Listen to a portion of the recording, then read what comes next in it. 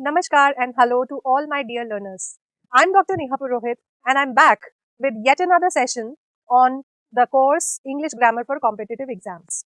पिछले वीडियोस में हमने समझा कि ये कोर्स आपको क्या देने वाला है। फिर हम अपने लेक्चर 1 पे आए जिसमें हमने द सेंटेंसेस स्टार्ट किया और पिछली वीडियोस में हमने समझा कि सेंटेंस मीनिंग के पर्पस से कितने तरह के हो सकते हैं।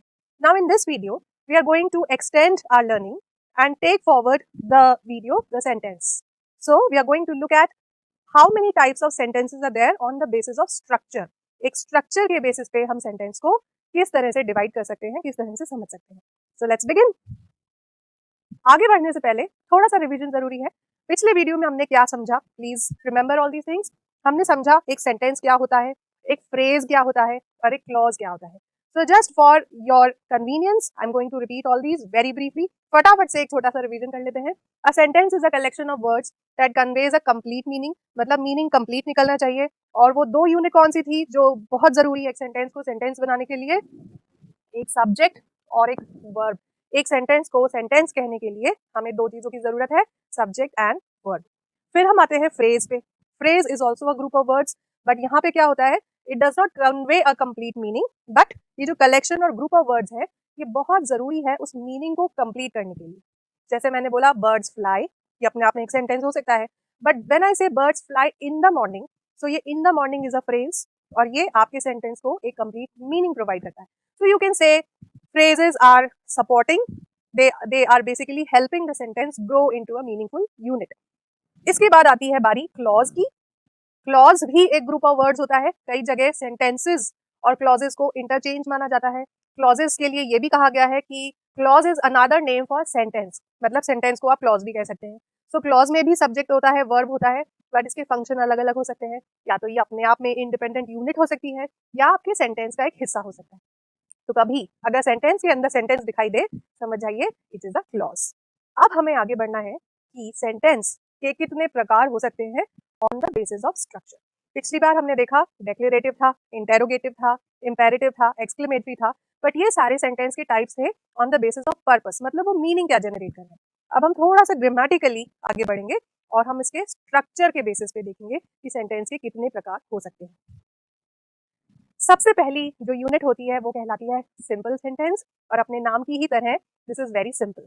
सो you get to see a lot of simple sentences every day. आप चाहे न्यूज़पेपर पढ़ें, चाहे किसी से बात करें, या छोटे छोटे जब आप सेंटेंसेस बोलते हैं तो आप सिंपल सेंटेंसेस का ही यूज करते हैं.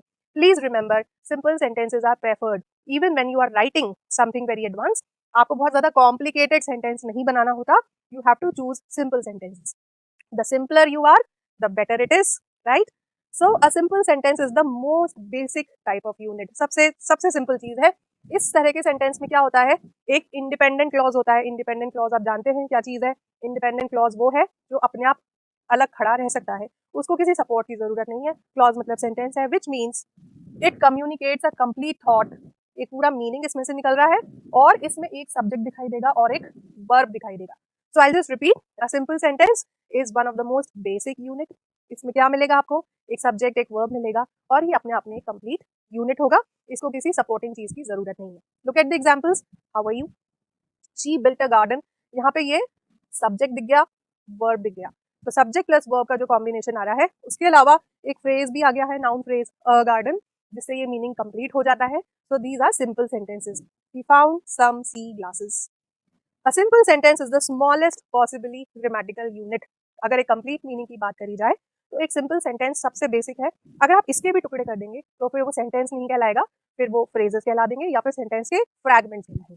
तो जब भी एग्जाम में कुछ इस तरह के क्वेश्चन आते हैं, आइडेंटिफाई अ सिंपल सेंटेंस, तो आप देख लीजिए एक सब्जेक्ट एक वर्ब, मतलब sentence is very simple. Isn't it simple? है ना आसान. सिंपल सेंटेंसेस निकालना इज नो डिफिकल्ट. एग्जाम्पल और देखते हैं सिंपल सेंटेंसेस के. जितने एग्जाम्पल्स आप देखते जाएंगे उतनी ही आपकी प्रैक्टिस, आपकी अंडरस्टैंडिंग मजबूत होगी. I did not go to the game. She was correct. The writer was out of ideas. The movie was over 2 hours ago. One idea, one subject, one verb, simple. आइए आगे चलते हैं.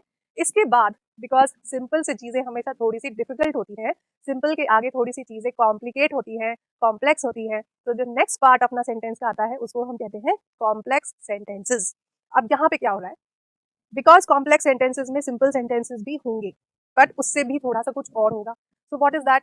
इन contrast to a simple sentence, a complex sentence contains one independent clause. जैसे मैंने आपको बताया कि एक सिंपल सेंटेंस तो होगा ही होगा, उसके अलावा एक डिपेंडेंट क्लॉज भी होगा.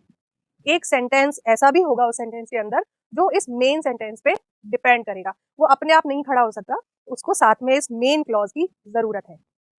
डिपेंडेंट क्लॉजेज, अब आप कैसे पहचानेंगे कि डिपेंडेंट क्लॉजेज क्या है, कैसे पता लगेगा, कहाँ आ रहे हैं?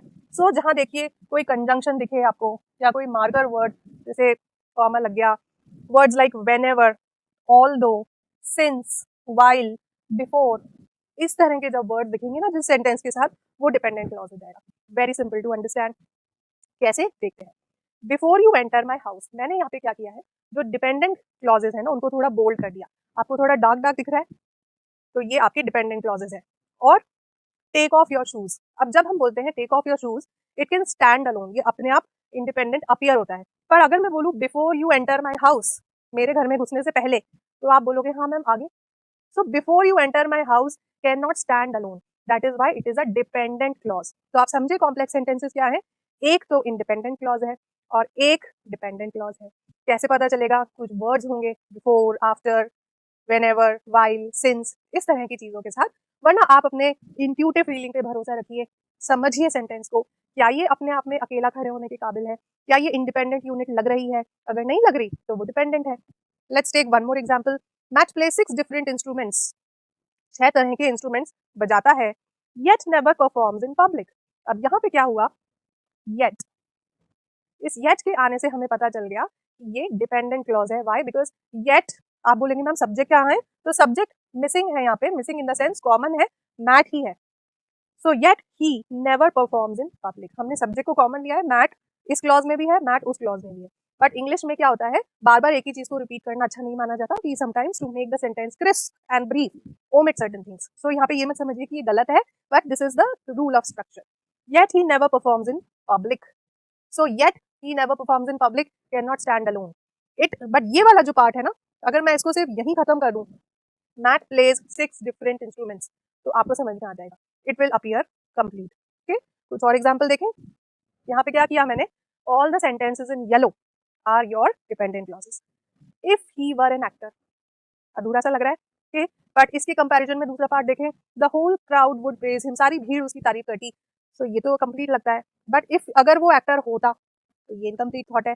इसके साथ ही हमें एक मार्कर और मिल गया. What is that? ये जो इफ आ गया यहाँ पे, इससे हमें पता चलता है कि ये डिपेंड कर रहा है. I went to dinner, I went to dinner मतलब मैं खाना खाने के लिए पहुंचा, बिकॉज आई वॉज हंग्री. तो अगर ये बिकॉज नहीं होता तो it could have been an independent, but यहाँ पे एक मार्कर वर्ड आ गया बिकॉज. तो ये because I was hungry depends on this part to make the meaning clear and full. Third example, she rejected him. She rejected him common सी बात है, होता रहता है. Because she was in love with someone else. अब यहाँ पे भी आप बताइए कौन सा मार्कर वर्ड है, सोचिए अपने दिमाग में. The marker word, yes you are right, because. So complex sentences, one independent unit and one dependent unit, दोनों मिलके थोड़ी सी चीजें कॉम्प्लेक्स बना देते हैं. बट इतनी कॉम्प्लेक्स नहीं है, इट जस्ट रिक्वायर्स प्रैक्टिस. जितनी प्रैक्टिस करेंगे उतना ठीक होता जाएगा. Now we come to compound. Have you ever seen compound? Compound interest, ये वर्ड सुना होगा ना आपने, मतलब जुड़ता जा रहा है, जुड़ता जा रहा है, जुड़ता जा रहा है. तो यहाँ पे एक से ज्यादा जोड़ है. पिछले कॉम्प्लेक्स सेंटेंसेस में हम देख रहे थे दो जोड़ दिख रहे थे, एक इंडिपेंडेंट है, दूसरा डिपेंडेंट है. अब यहाँ पे शायद कुछ और ज्यादा हो रहा है. Let's see what is happening. Compound sentences are sentences that contain two और more independent clauses. Very good. जब तक चीजें थोड़ी सी मुश्किल ना हो, मजा क्या है पढ़ाई में, राइट? सो कंपाउंड मतलब यहाँ पे हो रहा है कि खाली एक इंडिपेंडेंट क्लॉज नहीं है, there may be more than one, two or even more. In a compound sentence, the clauses are generally separated by either comma paired with a coordinating conjunction. यहाँ पे क्या हो रहा है? coordinating conjunction जिसे कहते हैं ना, and, so, ये वाली चीज है. मतलब दो इंडिपेंडेंट क्लॉजेस हैं या दो से ज्यादा भी हो सकते हैं और उनको हम जोड़े जा रहे हैं, जोड़े जा रहे हैं. So it's just like you know, एक ट्रेन है जो एक दूसरे से, बोगी एक दूसरे से जोड़े जा रही है, और वो बिल्कुल कंपाउंड सेंटेंस की तरह बन गई. सो लेट्स सी यहाँ पे क्या हो रहा है. आई वॉज थर्स्टी. सो क्या होता है? लिंकिंग वर्ब होता है, कंजंक्शन होता है. सो आई ड्रैंक वाटर. अब आप देखिए ये दोनों एक दूसरे पे डिपेंडेंट नहीं हो रहे, ये इंडिपेंडेंट है. So I was thirsty, I drank water, इन दो इंडिपेंडेंट सेंटेंसेस को जोड़ दिया हमने इसके साथ, एक कोऑर्डिनेटिंग कंजंक्शन लगा दिया, so she search through her entire closet. एक सेमीकोलन से भी हम इसको जोड़ सकते हैं, ये वाला जो निशान होता है इसको हम बोलते हैं सेमीकोलन। तो या तो कोऑर्डिनेटिंग कंजंक्शन आ रहा है या फिर सेमीकोलन आ रहा है। She search through her entire closet, मतलब उसकी जो अलमारी थी उसमें उसने पूरा ढूंढा। She could not find her denim jacket. So both are independent units but they have been clubbed together. सो आप ध्यान रखिए, या तो कोऑर्डिनेटिंग कंजंक्शन है या फिर एक कोलन है। सेमीकोलन कहाँ यूज होता है? व्हेनेवर जब आप एक सेंटेंस को और कॉम्प्लिकेट बनाएंगे, थोड़ा और एडवांस लेवल का बनाएंगे।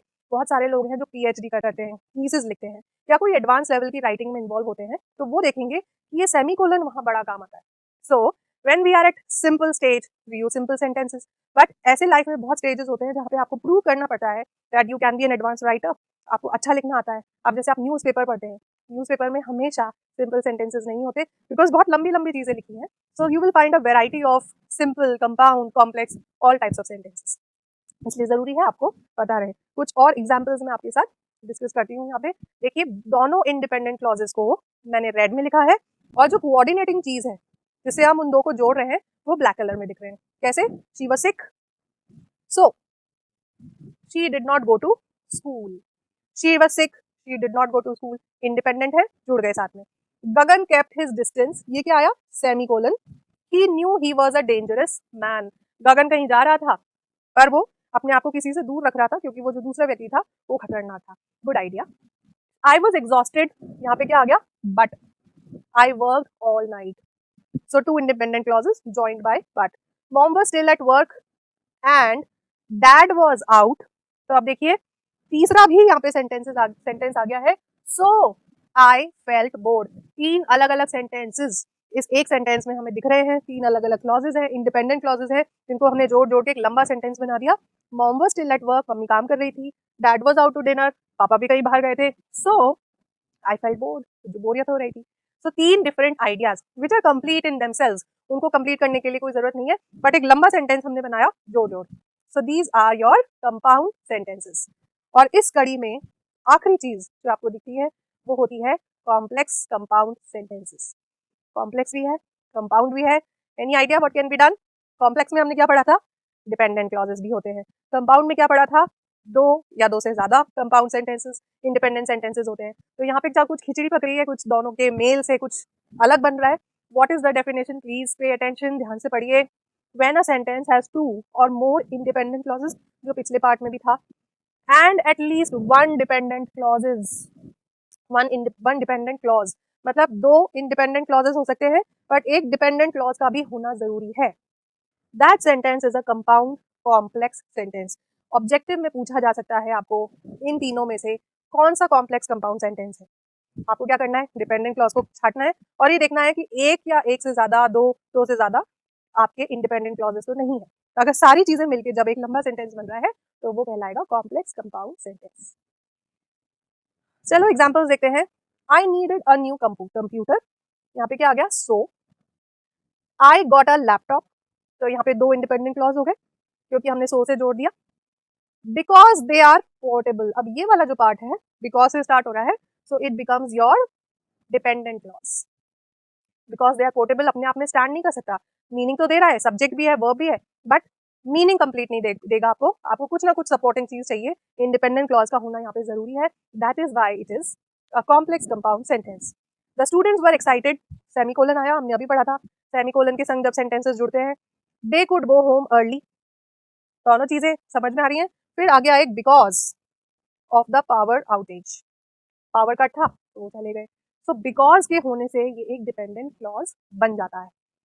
थोड़े और एग्जाम्पल्स हमें देखने पड़ेंगे, थोड़ा रंग बिरंगा बना है यहाँ पे। Now what is happening? Blue में जो आपको दिख रहा है that is your dependent clause and orange ink में जो दिखेगा वो आपको दिखेगा इंडिपेंडेंट।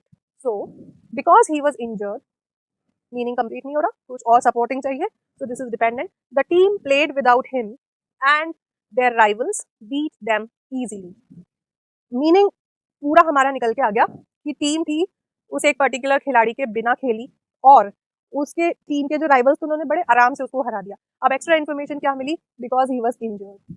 तो यहाँ पे ये जो ही हिम जो आया ये कहीं ना कहीं इस पार्ट से रिलेट हो रहा है ना। So they are connecting, they are completing the meaning, but this one cannot stand alone. It is dependent on this part. All right, take the next one. I could not understand his idea. इस part को अगर आप भूल जाओ, it made no sense for him to up and leave. Okay? और इस चीज को देखे, if he liked his job so much, यहाँ पे I think give up होना चाहिए, which is missing. So पूरा sentence देखते हैं. I couldn't understand his idea. If he liked his job so much, कुछ अलग information I, but not independent information, it made no sense for him to give up and leave. उसको नौकरी नहीं छोड़नी चाहिए थी, अगर उसे अपनी नौकरी इतनी पसंद. Last one, the teacher gave Jimmy a warning. Okay, because he displayed bad behavior, he verb आ गया, he आ गया, and we all laughed at him.